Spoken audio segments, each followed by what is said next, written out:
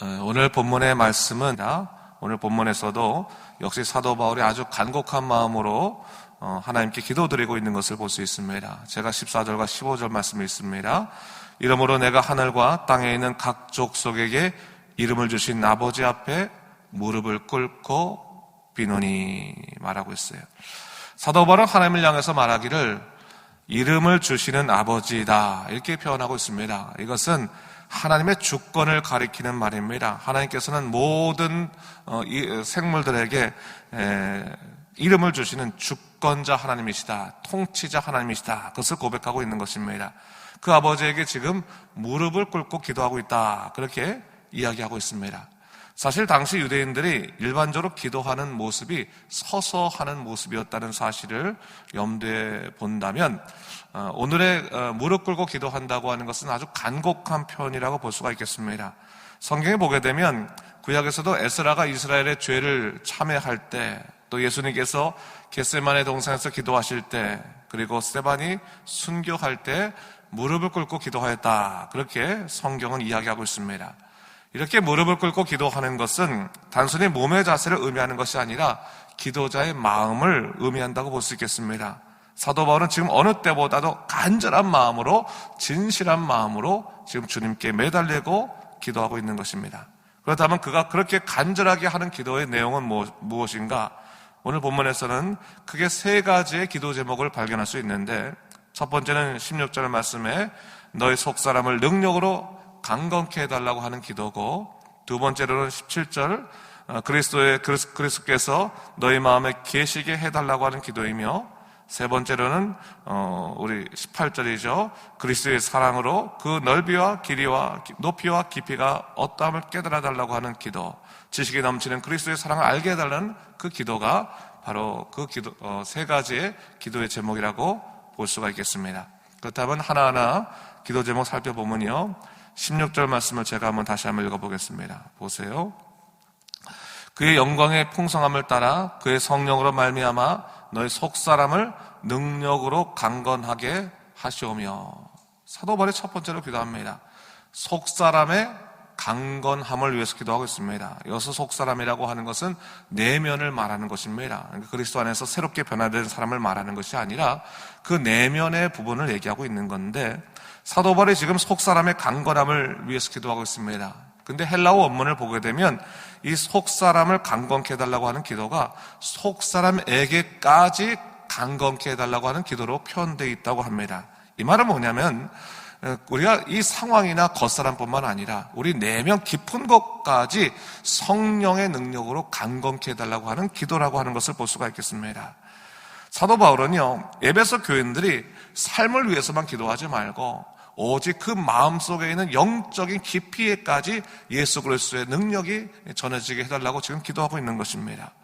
사실 우리가 기도할 때요, 우리 기도의 제목들을 가만히 살펴보면 우리의 기도의 제목들이 주로 삶의 일에 집중되어 있지 않습니까? 그래서 우리가 겪고 있는 어려움의 문제, 또 난처한 그러한 인생의 어려움들, 그걸 갖고 우리가 주로 기도하고 있는데, 사도 바울은 상황의 문제보다 더 중요한 것은 우리의 내면의 문제이다, 영혼의 문제이다, 그것을 지금 이야기하고 있는 겁니다.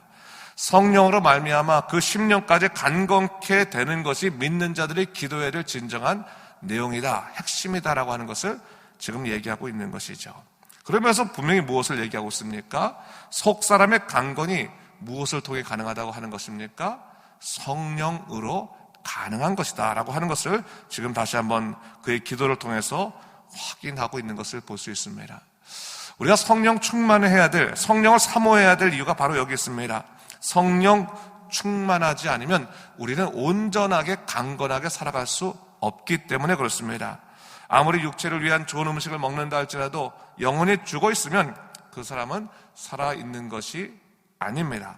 사도 바울은 바로 그것을 확인하고 있는 것입니다. 하나님, 속사람에게까지 강건할 수 있는 놀라우신 능력을 허락하여 주시옵소서. 그것을 기도하고 있습니다. 이제 우리는 이 사도 바울의 기도처럼 성령으로 말미암아 우리 속사람까지 능력으로 강건케 해달라고 기도해야 되는 것입니다. 근데 여기서 말하는 능력이라고 하는 것은 뭡니까? 이 능력이 우리의 것입니까? 혹은 우리가 만들 수 있는 것입니까? 그렇지 않습니다. 이 능력은 오직 하나님의 능력으로 하나님께서 주실 수 있는 것입니다. 하나님의 것입니다. 말씀으로 온 우주를 창조하시고 인생의 생사화복을 주장하시는 하나님의 능력으로 우리가 강건케 되는 것인데, 이 하나님의 능력은 오직 성령께서 임하셔서 충만하게 거하셔야지만 우리에게 주어지는 하나님의 축복의 선물이라고 하는 것을 우리가 알고 있어야 됩니다. 그래서 우리가 성령의 충만함을 위해서, 성령의 임재를 위해서 항상 기도해야지만 그분의 능력을 우리가 얻을 수 있다라고 하는 것을 잊지 말아야 되는 것입니다. 그래서 여러분, 우리 기도 제목이 우리 사도 바울의 기도 제목처럼 속사람에까지 간건케 해주십시오. 우리가 물론 삶의 일들에서 기도해야겠지만 그것만 기도하는 것이 아니라 하나님, 나의 내면 깊은 곳까지 성령으로 만지셔서 나로 하여금 하나님께서 기뻐하시는 믿음의 삶, 강건한 삶 살게 해주십시오라고 기도해야 되는 것입니다. 두 번째로 사도 바울의 17절에 보면 믿음으로 말미암아 그리스도께서 너희 마음에 계시게 하옵시고, 이렇게 기도하고 있는 것을 볼 수 있습니다. 그리스도인이라고 하는 말 자체가 그리스도에게 속해 있는 사람, 그리스도 안에 있는 사람, 그리스도가 그 마음속에 있는 사람을 가리킬 때 우리가 그리스도인이라고 말할 수 있지 않습니까? 그래서 내가 그리스도 안에, 그리스도가 내 안에 계신 것이 그리스도인의 삶입니다. 얼마나 큰 축복인지 모릅니다. 요한복음 15장 8절 말씀에 이렇게 말하고 있습니다. 너희가 내 안에 거하고 내 말이 너희 안에 거하면 무엇이든지 원하는 대로 구하라, 그리하면 이루리라 했어요. 주님께서 우리에게 기도하라고 말씀하셨습니다. 너희가 기도하면 그것을 이루게 되리라 라고 말씀하시는데, 그 축복의 바운더리, 경계선을 정했다고 하는 겁니다. 그 조건이 뭐냐? 너희가 그리스도 안에 있으면, 그리고 그리스도께서 너희 안에 계시면, 그것을 조건으로 삼았다라고 얘기한 것을 볼 수 있습니다. 그 조건에 이룰 수 있는 그 길을 믿음이라고 이야기하고 있는 것을 오늘 본문에서도 이야기하고 있습니다. 믿음으로 그리스도 안에 우리가 거할 수 있다. 믿음으로만이 우리가 그리스도 안에, 또 그리스도가 내 안에 거할 수 있다라고 성경은 이야기하고 있는 것입니다. 우리의 신앙 가운데, 우리 신앙적인 삶 가운데 믿음을 빼놓으면 아무것도 할 수 없고 아무것도 아닌 것입니다.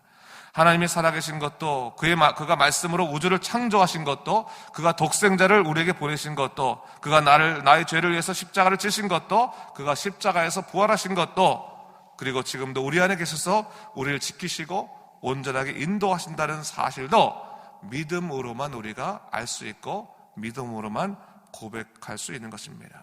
그래서 사도 바울이 믿음을 구하는 기도를 지금 하고 있는 겁니다. 믿음을 구하는 기도. 여러분, 믿음을 구하시는 항상 기도를 하시기 바랍니다.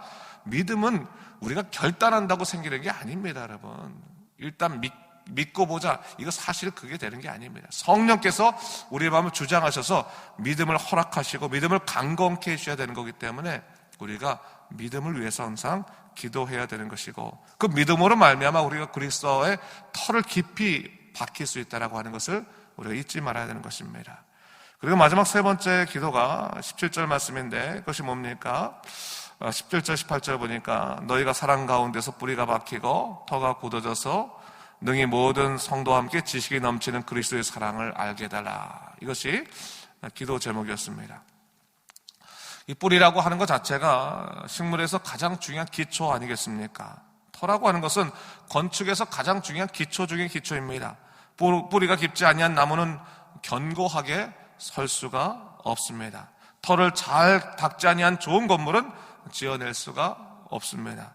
신앙에 있어서 깊이 내린 뿌리와 견고한 터처럼 중요한 것은 없습니다. 이것은 그 견고한 터, 견고한 뿌리는 무엇으로 말미암아 가능합니까? 그리스도의 사랑을 깨달을 때 가능하다라고 하는 것을 얘기하고 있습니다. 그래서 19절 말씀에 그 너비와 길이와 높이와 깊이가 어떠함을 깨달아 하나님의 모든 충만하신 것으로 너에게 충만하게 하시기를 구하노라 했어요. 그리스도의 사랑을 온전하게 경험하게 되면 그분에게 뿌리를 내릴 수밖에 없다라고 하는 겁니다. 그 사랑의 감격으로 충만한 주의 은혜를 사모하고 살아갈 수밖에 없다라고 하는 것을 얘기하고 있는 것이죠. 여러분, 우리가 하나님의 사랑을 알게 될 때 처음에는 아마도 우리의 삶을 하나님께서 해결해 주시는 것 때문에 그리스도 사랑을 알게 될 겁니다. 기도했더니 하나님께서 맡겼던 문제를 해결해 주시고 또 어려운 문제를 하나님께서 풀어주시고 그 문제로부터 하나님이 나를 사랑하시는구나 라는 것을 깨닫게 됩니다. 그러나 진짜 그리스도의 사랑은 죽을 수밖에 없는 죄인이었던 우리를 죽음으로부터 살리셔서 영생의 길로 이르게 하신 그 죄사함의 능력을 깨닫게 되었을 때, 온전히 그것을 깨닫게 되었을 때 우리는 그때서야 하나님의 사랑이 얼마나 큰지, 그 너비가 얼마나 크고 그 깊이가 얼마나 깊은지를 깨닫게 된다고 하는 것이죠. 사도 바울이 바로 그것을 기도하고 있는 겁니다. 에베소 교인들이 그리스도의 사랑을 깨닫되 정말 깊이 깨달아서 그 너비와 그 높이와 그 길이를 아주 충만하게 깨달아서 그 터가 아주 깊게 그 뿌리를 내릴 수 있도록 인도해 주시옵소서. 지금 그것을 위해서 기도하고 있는 겁니다. 우리가 기도해야 될 것 많이 있습니다. 그러나 여러분들이 정말 기도해야 될 것 중에 하나는 뭐냐면, 기도 중에 기도는 뭐냐면 여러분들의 그 믿음이 그리스도에 온전히 뿌리 박히게 하여 주시옵소서. 깊이 뿌리 박혀서 어떠한 세상의 일에도 흔들리지 아니하고 그리스도의 사랑에 의지하여 살아갈 수 있도록 인도해 달라는 기도를 하는 것이 중요하다. 사도 바울이 바로 그것을 위해서 지금 기도하고 있는 것입니다. 오늘 우리가 세 가지를 보는데요, 보면 아시겠지만요, 이 세 가지가 전체가 다 무슨 기도입니까? 영적 기도라고 하는 것을 잊지 말아야 되는 거예요. 육적 기도가 아니라, 육체의 일을 위해서 기도하는 것이 아니라 영적인 일을 위해서 기도하고 있다. 영적인 생존권이 우리들에게 얼마나 중요한 것인가를 다시 한번 확인해주고 있는 것입니다. 다시 한번 우리가 사도 바울의 이 기도를 곰곰이 묵상해 보면서, 하나님, 우리가 영적으로 더욱더 속사람으로 강건하게 하시고 그리스도의 사랑을 깨달아서 정말 그 터가 깊이 알게 하시고 지식에 넘치는 주님의 놀라신 역사를, 그 사랑을 경험케 하여 달라고 기도하시면서 믿음으로 온전히 오늘도 살아가는 여러분 되시기를 주님의 이름으로 축원합니다. 기도하겠습니다. 주 하나님 아버지, 참으로 감사합니다. 이 아침에 사도 바울의 기도를 통해서 다시 한번 우리가 무엇을 기도해야 될지를 깨닫게 하신 참으로 감사합니다. 하나님, 우리는 기도할 때 매 순간 우리의 인생의 문제만을 위해서 기도합니다. 우리가 닥쳐있는 상황을 위해서만 기도했습니다. 그러나 사도 바울은 우리의 상황적인 것보다 속사람의 일이 얼마나 중요한지를 위해서 기도하고 있고, 또한 우리가 믿음을 갖는 것이 얼마나 중요한 일인가 위해서 또한 기도하고 있고, 그리스도의 사랑을 깨닫는 것이 얼마나 우리의 믿음 생활에, 또한 우리의 인생에 중요한 것인가를 다시 한번 이야기하고 있는 것을 볼 수 있습니다. 주의 우리 영혼을 더욱더 견고하게 하시고 오직 그리스도의 능력 가운데 살아갈 수 있도록 우리를 이끄시고 인도하여 주시옵소서. 오직 나사렛 예수 이름으로 항상 기도하고 항상 주님을 바라볼 수 있는 믿음의 백성으로 온전히 설 수 있도록 인도하여 주시옵소서. 감사드리며 이 모든 말씀 우리 주 예수 그리스도 이름으로 간절히 기도드립니다. 아멘.